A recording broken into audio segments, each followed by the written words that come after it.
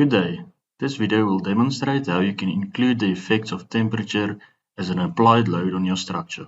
This will be demonstrated with an area load as well as a line load on a concrete and a steel structure. As can be seen, we have a simple raft foundation or surface bed supported on an area support with a specified subgrade modulus. The input tables consist of an added concrete material, predefined load cases as well as load combinations. I have already preloaded the slab with a dead as well as a live load.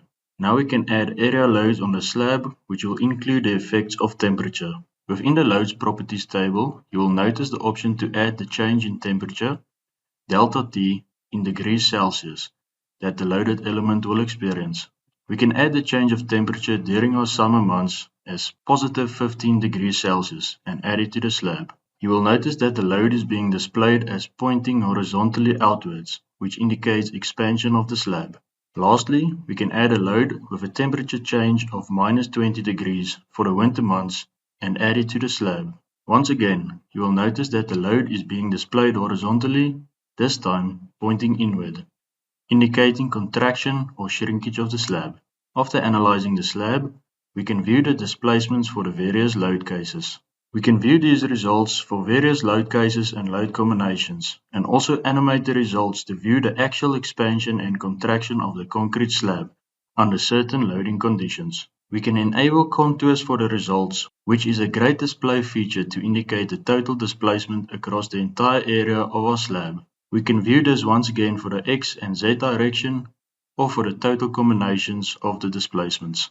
The same can be done to view the effects of temperature on a steel structure and its elements, consisting of columns, rafter and eaves beams, as well as purlins. Once again, we have predefined load cases as well as load combinations, and the structure has also been preloaded with a dead and a live load.